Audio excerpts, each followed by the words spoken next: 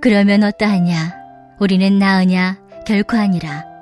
유대인이나 헬라인이나 다 죄 아래 있다고 우리가 이미 선언하였느니라. 기록된 바 의인은 없나니 하나도 없으며 깨닫는 자도 없고 하나님을 찾는 자도 없고 다 치우쳐 함께 무익하게 되고 선을 행하는 자는 없나니 하나도 없도다. 그들의 목구멍은 열린 무덤이요 그 혀로는 속임을 일삼으며 그 입술에는 독사의 독이 있고 그 입에는 저주와 악독이 가득하고 그 발은 피 흘리는데 빠른지라 파멸과 고생이 그 길에 있어 평강의 길을 알지 못하였고 그들의 눈앞에 하나님을 두려워함이 없느니라 함과 같으니라. 우리가 알거니와 모른 율법이 말하는 바는 율법 아래 있는 자들에게 말하는 것이니 이는 모든 입을 막고 온 세상으로 하나님의 심판 아래에 있게 하려 함이라. 그러므로 율법의 행위로 그의 앞에 의롭다 하심을 얻을 육체가 없나니 율법으로는 죄를 깨달음이니라. 아멘.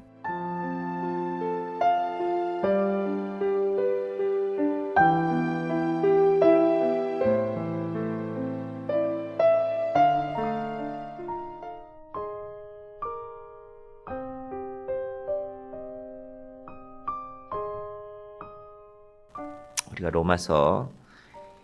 로마서의 교리적인 내용은 주로 학자들이 구별할 때는 5, 6, 7, 8이 중요하다, 5, 6, 7, 8장이 중요하다라고 말씀을 많이 하지만 사실은 3장부터 보면 제 표현으로는 시동을 겁니다. 설설 시동을 걸어서 자 이제 중요한 얘기합니다. 잘 들어보세요. 그래서 신학교에 가면 이제 3장에 나오는 내용들을 인간론이라고 합니다. 인간론의 다른 명칭이 죄론입니다. 죄론. 우리의 죄가 얼마나 심각한지 한번 보자는 것입니다. 제가 1절, 2절, 3절, 4절에서 두 가지 질문이라고 말씀드렸습니다. 이제 어떤 질문이냐 하면은 사도 바울과 브리스길라와 아굴라 사이에 천막을 함께 만들면서 천막을 여러 사람이 만들어야 되는 이유는요. 그 두꺼운 줄을 서로 당겨줘야 됩니다. 당겨서 천막을 팽팽하게 만들어야 되는데 그게 혼자서는 절대 할 수 없는 일입니다. 그래서 천막은 한 사람이 만드는 게 아니라 시골에서 농사 지을 때도 함께 해야 될 일이 있거든요.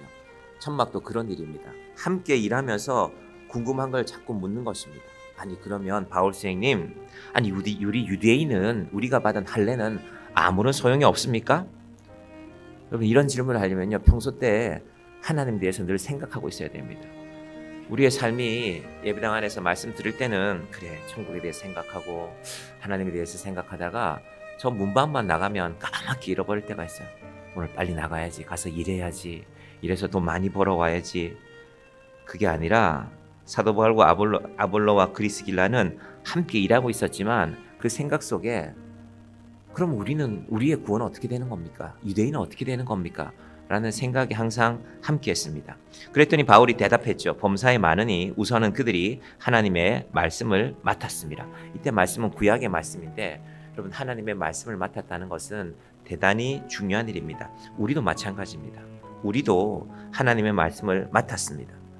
말씀을 맡은 게 뭘까? 하나님이 성경책을 우리한테 주면서 너 이 성경책 잘 갖고 있어라 라고 한 게 아니라 말씀을 맡겼으니 우리의 눈을 열어서 대한민국이 세계에서 이 문맹률, 글자를 읽지 못하는 사람의 비율이 제일 적은 나라거든요.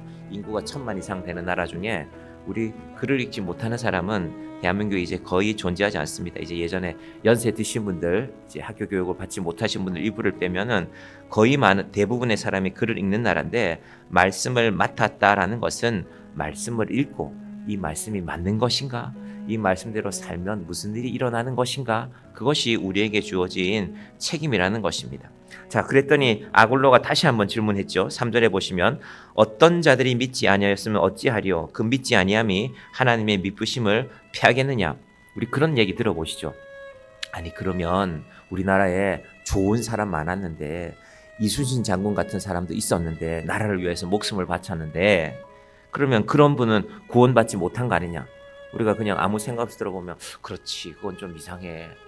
훌륭한 사람들이 많은데 여러분 사람의 기준에서는 훌륭함이 구원의 근거는 되지 않습니다. 여러분 사실 우리 괜찮은 사람들입니다. 여러분 괜찮은 사람 아닙니까? 하나님 앞에서 내가 그래도 믿음으로 살아가려고 하고 예수 믿는 사람들은 그래도 마음에 내가 예수 믿는데 이런 일을 하면 될까? 이게 일을 하면 돈이 되는 일이에요. 나한테 이게 큰 돈이 들어올 일인데 이건 내가 예수 믿기 때문에 안 해야 될 것 같다는 그 고민 앞에 항상 서는 사람들입니다. 그럴 수 없느니라. 사람은 다 거짓되되. 이건 우리가 아무리 괜찮은 사람이라고 우리 스스로를 혹은 누군가를 칭찬하더라도 하나님 앞에서는 그것이 통하지 않는다는 것입니다. 오직 하나님은 참되시다 할지어다. 하나님만 참되신 분입니다. 여러분, 사람은 착하게 살아갈 수 있습니다. 그런데 항상 한계가 있습니다. 이 한계가 주로 언제 우리가 만나냐면요, 우리가 아무리 사랑하는 사람도 그 사람에 대해서 우리가 해줄 수 있는 건 딱 한계가 있습니다. 부부가 아무리 사랑해도, 가족끼리 아무리 사랑해도 아름다운 사랑 이야기들 있죠. 예를 들면 장기를 이식해주는 그런 이야기들이 있죠. 심지어 제가 아는 한 장로님은 가족도 아닌데 교회에서 목사님이 설교 중에 말씀을 하셨어요. 우리 장로님이 이러이러하신데 혹시 여러분 가운데 신장을 기증해 주실 분이 있습니까? 같은 교회 성도가 신장을 기증해, 평소 때는 서로 알지 못하는 분이에요. 근데 목사님 말씀을 듣다가 그래, 내가 그런 아름다운 이야기들이 세상에 많이 있습니다. 그런데 그 모든 아름다운 것들이 하나님께서 우리를 구원하시는 하나님의 판단 앞에서는 이길 수가 없습니다. 그래서 4절의 하반절에 보시면 주께서 주의 말씀에 의롭다함을 얻으시고 판단 받으실 때에 이기려 하심이라 함과 같으니라. 우리의 의로서가 아니라 내가 누군가에게 내 신장을 떼어준다, 얼마나 귀한 사랑입니까? 하지만 하나님의 구원의 판단의 근거는 아니라는 것입니다. 그러면 이제 이어지는 말씀들은 어떤 말씀이냐? 그럼에도 우리가 한 번쯤 더 생각해 볼 수 있지 않습니까? 하나님, 정말 저분은 괜찮은 사람인데 우리가 흔히 다른 사람들 볼 때 예수 안 믿는 것 빼고는 다 괜찮은 사람이다, 그런 마음이 들 때가 있죠. 정말 착하고 정말 선하고 앞뒤가 변함이 없고 일정하고 꾸준하고. 그럼에도 불구하고 하나님은 우리의 근거를 거기에 두지 않는다는 것입니다. 그게 9절부터입니다. 9절 봅니다. 그러면 어떠하냐? 우리는 나으냐? 결코 아니라 유대인이나 헬라인이나 다 죄 아래에 있다고 우리가 이미 선언하였느니라. 이어지는 말씀은 시편 14편에 나오는 말씀인데, 기록된 바 의인은 없나니 하나도 없으며. 여기서 이제 사도 바울의 중요한 신학의 출발점입니다. 모든 사람은 죄인. 이게 이제 옛날 할아버지 목사님들은 전인 죄인론 뭐 이런 어려운 말을 풀기도 했는데, 뭐 어려운 말 안 써도 모든 사람은 죄인. 우리가 각자 비교해서 당신이 더 나쁘다, 내가 더 옳다 하는 문제가 아니라 하나님 앞에 우리 모두는 죄인이라는 것입니다. 그 죄인이 구체적으로 어떤 죄를 짓는가? 입으로 죄를 짓고 삶으로 죄를 짓는데, 자 12절부터 나오는데요. 다 치우쳐. 11절부터 볼까요? 깨닫는 자도 없고 하나님을 찾는 자도 없고 다 치우쳐 함께 무익하게 되고 선을 행하는 자는 없나니 하나도 없도다. 죄인의 상태입니다. 그렇게 살아간다, 하나님이 없으면. 그리고 구체적으로 입술로 짓는 죄, 말로 짓는 죄를 13절부터 말하는데요. 13절부터 봅니다. 그들의 목구멍은 열린 무덤이요, 그 혀로는 속임을 일삼으며 그 입술에는 독사의 독이 있고 그 입에는 저주와 악독이 가득하고.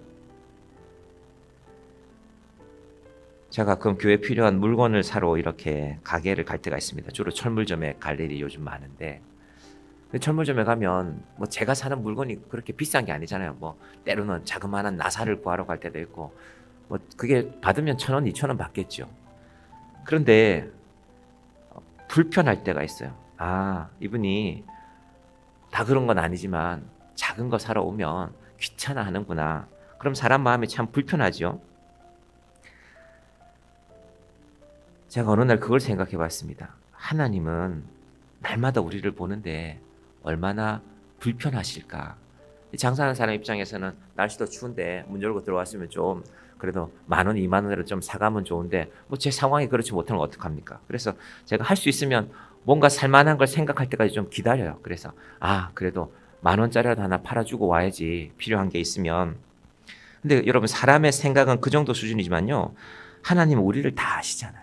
우리를 다 아시고 우리의 입술의 말들을 날마다 들으시는데, 그래서 제가 우리 예배당 안에서는 제가 마음에 꿈꾸는 게 하나 있습니다. 우리 예배당에 들어오면 가능하면 뭐 인사를 안 해서는 안 되겠지만요. 개인적인 대화는 안 했으면 좋겠어요. 우리 개인적 대화라는 게 뭐 우리에게는 즐거운 일일 수도 있고 우리에게는 중요한 일일 수도 있는데 예배당 안에 들어오면 말씀 읽고 기도하고 찬양하는 곳으로 이 공간을 채워갔으면 좋겠습니다. 하나님께서 우리의 말을 다 들으신다는 겁니다. 그들의 목구멍은 열린 무덤이요. 말이라고 나오는 것이 좀 직설적으로 표현하면 말이라고 나오는 것이 다 죽을 소리만 한다는 말입니다. 목구멍이 열린 무덤이니까 참 바울이 이 표현이 무섭게 하죠. 입만 열면 죽을 소리를 하는 것이 인간이다. 왜? 의인이 아니니까. 깨닫지 못했으니까. 깨닫는 자도 없고 하나님을 찾는 자도 없고 다 치우쳐 함께 무익하게 되고, 다른 학자들은 표현하기를 다 치우쳐 지옥 가는 길에 줄 선다는 것입니다. 열심히 경쟁해서 줄을 섰는데 그 길이 알고 보니까 지옥 가는 길이더라. 그 입술에는 독사의 독이 가득하고 그 입에는 저주와 악독이 가득하고, 하나님이 빠진 사람의 입술의 모습은 이렇다는 것입니다. 그리고 15절은요, 그걸 이제 행동으로 옮기는 겁니다. 그 발은 피 흘리는데 빠른지라. 우리 오늘 가서 누구 괴롭힐까? 캄보디아에서 우리나라 사람들도 많은 피해를 보았던 그 보이스피싱 범죄를 일으킨 사람을 잡아왔잖아요. 잡아서 중국에 데려갔잖아요. 무슨 70조인가 80조인가를 지금까지 벌었다 하죠. 70억이 아니고. 그러면 그 얼마나 많은 사람들이 입술로 속이는 거 연습한 거 아닙니까? 뭐 통장 계좌 불러라고 그러고 뭐 계좌에 연루됐다 그러면서 많은 분들이, 우리 주변에도 그런 분들 계시죠. 그곳에서 도대체 무슨 일이 일어났던 것입니까? 그 발은 피 흘리는데 빠른지라. 이 땅에서도 심판이 있는데 하나님의 심판 앞에 반드시 서게 된다는 것입니다. 그 길은 16절 파멸과 고생이 그 길에 있어. 여러분, 세상에서 뭔가 거짓말해서 뭔가 속여서 잘 되는 사람 염려하실 것 없습니다. 세상도 심판하고요, 하나님도 반드시 심판하십니다. 그 마지막 결론을 보고 싶으면 우리 4월까지 아마 이어질 것 같은데 요한계시록 말씀을 잘 들어보면 됩니다. 그래서 염려할 것 없습니다. 아, 하나님이 다 정리하시는구나, 정돈하시는구나. 평강의 길을 알지 못하였고 17절, 18절 볼까요? 그들의 눈앞에 하나님을 두려워함이 없느니라 함과 같으니라. 여러분, 말씀을 모르면 하나님 두려워하지 않죠. 하나님을 믿느니 차라리 내 주먹을 믿어라, 이런 무지한 말들을 합니다. 그런데 언제 인간이 드러나는가? 죽음 앞에 섰을 때. 세상에 어떤 인간도 죽음을 예정하고 이 땅에 태어나는 사람은 없습니다. 안 죽었으면 하고 오래 살았으면 하고 태어나죠. 그런데 죽음 앞에 서게 하십니다. 제가 가끔 말씀드리지만 안 죽으면 참 좋겠다. 그럼 사람이 안 죽으면 세상이 얼마나 무서울까요? 그렇지 않습니까? 죽음이 있기 때문에, 그 두려움이 있기 때문에 사람들이 그래도 삶에 무언가를 생각하면서 살아가는 것입니다. 그리고 19절 20절만 보고 마치겠습니다. 19절 20절 볼게요. 시작. 우리가 알거니와 무릇 율법이 말하는 바는 율법 아래에 있는 자들에게 말하는 것이니 이는 모든 입을 막고 온 세상으로 하나님의 심판 아래에 있게 하려 함이라. 그러므로 율법의 행위로 그의 앞에 의롭다 하심을 얻을 육체가 없나니 율법으로는 죄를 깨달음이니라. 유대인들은 율법이 있기 때문에 우리가 구원받는다고 말하는데 우리가 율법을 잘 지켰기 때문에 그게 아니라 율법은 죄를 깨닫는 유익이 있다. 오늘 여기까지만 말씀드리겠습니다. 제가 내일은 19절부터 다시 말씀드리겠습니다. 율법이 나쁜 것이 아니라 우리가 하나님의 말씀을 가까이 하면 죄라고 모르고 살았던 것들이, 야, 이건 내가 내 입술을 열어서 이런 말 하면 안 되겠구나, 내 발이 이런 데 가면 안 되겠구나 깨닫는다는 것입니다. 하나님 말씀을 가까이 함으로 죄가 무엇인지 깨닫고 우리의 영혼이 이 땅의 일만 바라보는 것이 아니라 장례식장에 가서만 천국 노래를 부르는 것이 아니라, 하나님 내게는 천국이 있습니다. 내가 천국에 들어갈 사람으로서 이 땅을 살게 하여 주시옵소서. 선한 행위가 아니라 하나님 앞에 서는 그 믿음을 가지고 살아가는, 선한 행위로 천국 간다는 말이 아니라 하나님 앞에 서는 그날이 반드시 있음을 믿고, 하나님 그날이 되기까지 저는 믿음 안에 살겠습니다. 이 믿음으로 오늘 하루도 이겨가시는, 승리하시는 저와 여러분이 되시기를 간절히 축원드립니다. 기도하겠습니다. 하나님 아버지, 날씨가 참 춥습니다. 이 새벽에 이 추위를 이기고 예배당에 나와서 기도하는 주의 자녀들의 기도를 들어 주시옵소서. 아버지 하나님, 찬송가에는 분명히 천국을 주제로 삼는 말씀드리지만 우리는 주로 이 찬송을 장례식에서 부릅니다. 하나님, 우리의 믿음이 장례식장에 가서야 천국을 생각하는 믿음이 되지 않게 하여 주시옵소서.